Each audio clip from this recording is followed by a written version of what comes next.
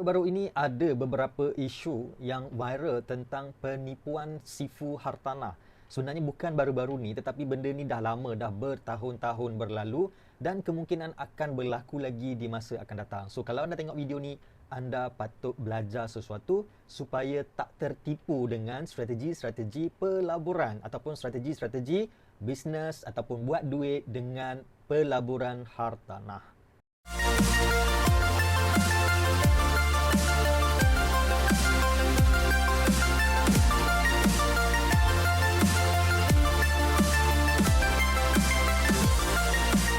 Saya Wah Muhammad Ali. Dalam channel YouTube ni saya berkongsi dengan anda tentang cara buat duit dan juga bisnes secara online.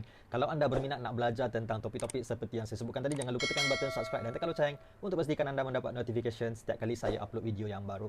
Kali ini saya nak bercakap tentang isu yang agak panas, iaitu berkaitan dengan sifu hartanah yang dikatakan menipu student.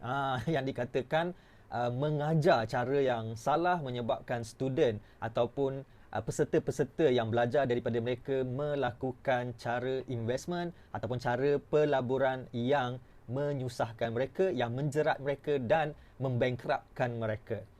So macam mana tu sebenarnya apa yang diajar? Jadi saya lihat ada beberapa orang, beberapa tokoh ataupun beberapa influencer yang hentam sifu-sifu seperti ini, mengatakan bahawa mereka menipu student-student ataupun peserta yang join. Tetapi bila saya tengok sebenarnya pada pandangan saya, mereka tidak tipu. Mereka tidak tipu, mereka ajar. Mereka betul-betul ajar apa yang mereka buat. Tetapi apa yang menjadi masalah dia adalah cara yang dibuat itu adalah cara yang tidak patuh syariah, cara yang bahaya, cara yang berisiko tinggi dan sebenarnya tidak sesuai sama sekali kepada orang baru. Okey, jadi mungkin orang-orang lama, orang yang dah main hartanah ni dah kenal, dah tahu tempat strategik, dah tahu cara nak selesaikan masalah dan sebagainya. Mungkin cara itu sesuai untuk mereka. Walaupun saya kata sesuai, belum tentu ia patuh syariah. So apakah cara yang digunakan ini? So cara yang digunakan adalah biasanya sifu-sifu ni akan ajar buat multiply submission. Multiply submission ni macam ni. Okey, katakanlah saya nak membeli beberapa aset hartanah, okey, ataupun saya nak beli satu hartanah, okey, dan saya belum lagi ada hutang. Okey, belum ada hutang dengan bank, dengan apa ni, kereta ke rumah ke, mungkinlah ada satu lah, mungkin kereta kan. Tetapi belum ada komitmen yang besar. Okay? Jadi maksudnya nama saya masih lagi clean ataupun kita panggil bersih lah dekat bank-bank ni. Dan saya ada gaji tetap, sama ada saya bekerja swasta ataupun bekerja kerajaan. Jadi saya ada gaji yang tetap. So bila kita nak buat loan ataupun pinjaman bank ni, bank nak tengok kita punya keupayaan. Okay? Dan bank nak tengok tu berdasarkan kita punya gaji bulanan, simpanan kita berapa, komitmen kita sebulan berapa dan sebagainya. Jadi ini adalah peraturan ataupun undang-undang yang sama untuk setiap bank. Okay, semua bank nak lihat benda ni. Contoh kalau katakanlah kita bergaji dalam RM3,000. So bank akan tengok daripada RM3,000 tu berapakah perbelanjaan bulanan kita. Apakah komitmen yang kita dah ada. Komitmen ni maksudnya macam hutang-hutang kita, mungkin pinjaman loan kereta. Berapa sebulan kita kena bayar. Katakanlah kita buat loan kereta dalam 400 sebulan. Okay, so kita masih ada lagi baki 2,600. So 2,600 tu akan dibuat kira-kira untuk lihat berapakah jumlah loan yang layak kita mohon. Sebab daripada 2,600 tu ada perbelanjaan kita perlukan untuk simpanan, untuk makan minum, untuk keperluan harian, minyak kereta dan sebagainya. So benda tu bank dah ada dah dia punya formula dia macam mana nak kira. Jadi kalau baki 2,600 mungkin bank boleh luluskan lagi. Ni contoh boleh luluskan lagi RM600 untuk kita buat loan rumah. Okey, RM600 tu sebulan. So bila kira sebulan didarab pula dengan 30 tahun dan sebagainya dengan harga rumah gitu-gitu gini. Okey, tolak semua benda tu. So ini adalah jumlah yang kita layak. Okey, ada jumlah dia. Alright, so itu tak ada masalah, dan itu standard, itu normal lah cara pengiraan bank. Tetapi apa yang sifu ni ajar, okey, mereka suruh kita submit multiply submission. Maksudnya bila kita nak buat loan rumah tu, okey, satu rumah, okey, kita pergi buat loan mungkin 3 4 bank kita hantar. Okey, bank 1, bank 2, bank 3. So kita hantar serentak. Okay. Bila kita hantar serentak, apa yang berlaku di situ? Setiap bank akan menilai permohonan kita berdasarkan keadaan semasa dan juga sebelum. Okay. Maksudnya semasa sekarang ni, apakah komitmen kita? Banyak mana loan yang kita ada? So bila bank check, tak adalah, sebab kita belum lagi ada loan yang lain kecuali yang kereta tadi. So nama kita masih lagi bersih, nama kita masih gaji kita masih lagi ada 2,600. Apa ni, daripada 3,000 tadi ada lagi 2,600 sebab kita hanya buat loan 400 untuk kereta sahaja.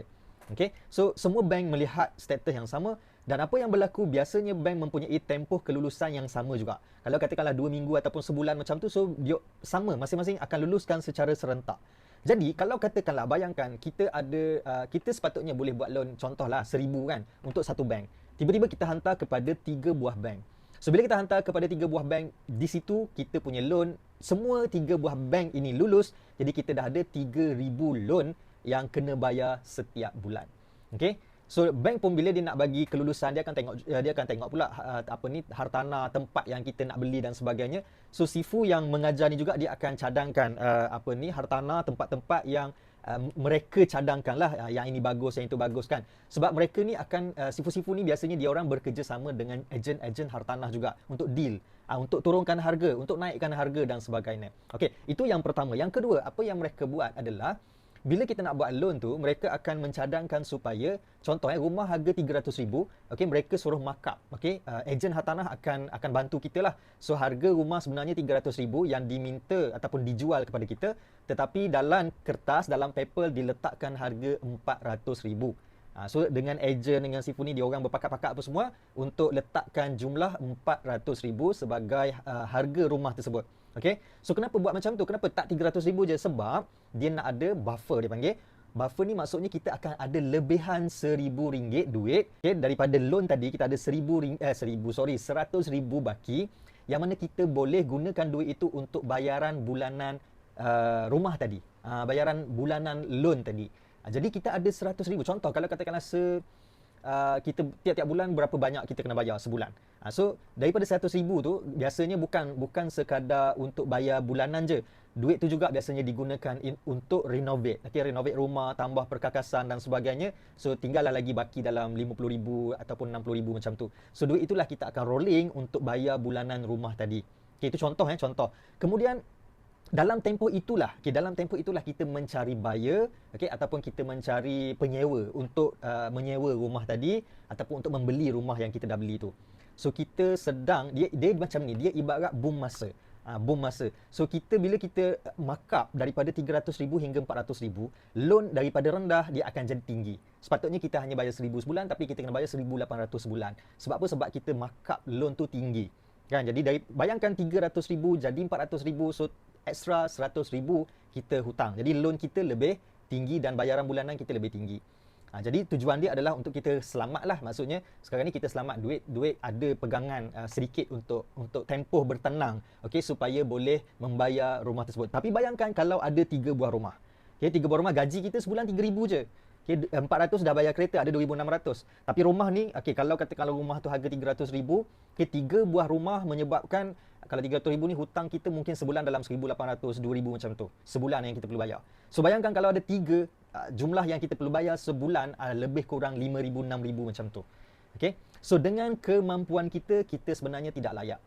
Okay, so kita tengok dari sudut yang pertama, dari sudut patuh syariah. Apa yang pertama yang kita buat? Kita menipu bank, okay, dan kita apply sekaligus multiply submission kepada 3 buah bank. So benda itu adalah satu penipuan. Dan penipuan ini tidak patuh syariah lah. So kalau kita ambil 3-3, kalau katakanlah contoh, okay, contoh macam dulu pun saya pernah nak kata pernah buat, tak pernah buat, tetapi saya pernah diajar benda ni supaya buat multiply submission, okay, untuk kita tak tahu bank mana yang lulus. Bank mana yang lulus. So kita hantar serentak. Jadi kalau ada satu bank lulus, kita ambil yang bank yang lulus ni, bank lain kita tolak. Sebab apa? Sebab kita dah ada satu bank yang dah lulus. So kita tolak yang lain-lain tu. So ada juga kes macam tu. Tetapi yang kes ini tak. Dia bukan tujuan dia, bukan untuk apply tu, tujuan dia untuk nak dapatkan yang lulus saja, yang lain tolak. Bukan. Tujuan dia memang nak menipu untuk dapatkan kelulusan daripada 3 buah bank. Okay? Itu tujuan dia. Jadi itu adalah satu penipuan. Dan itu tidak patuh syariah. Sebab apa? Sebab kalau kita lulus serentak, kita punya tanggungan hutang, okay, tanggungan hutang kita tu dah melebihi daripada kemampuan kita.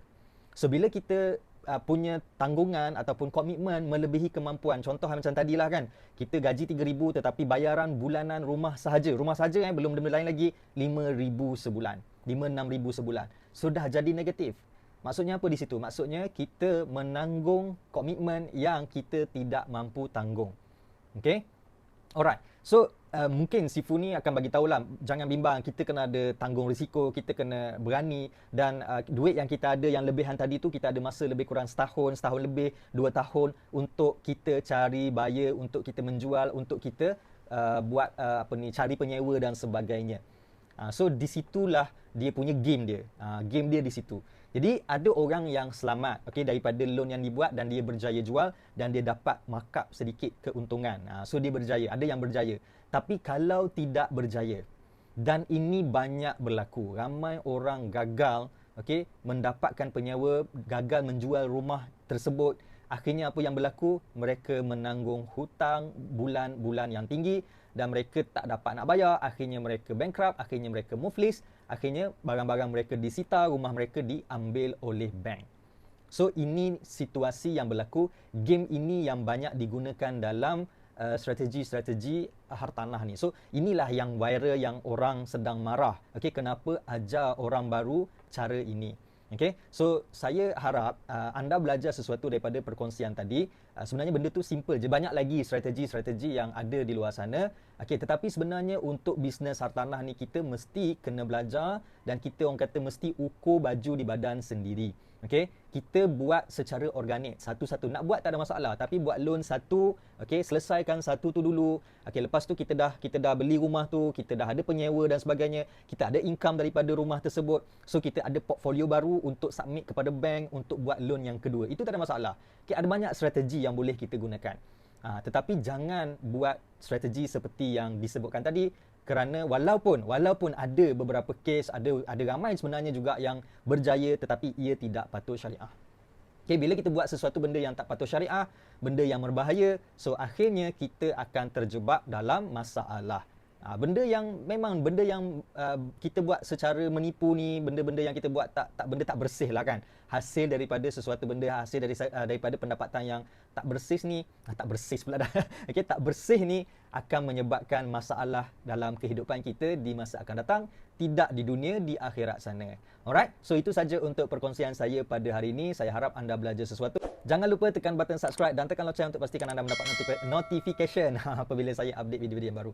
Okay, so kalau video ini bermanfaat untuk anda, jangan lupa tekan like, komen sikit, bagi pendapat dan share video ini kepada orang-orang yang mungkin sedang belajar untuk invest dalam bidang hartanah. Alright, so saya bukan Sifu hartanah, saya pun bukan orang yang mahir dalam bisnes-bisnes hartanah ni. Itu bukan kemahiran saya, jangan tanya saya, carilah guru-guru yang betul. Tetapi cara yang saya sebutkan tadi, itu antara cara yang banyak diajar oleh sifu-sifu hartanah ni.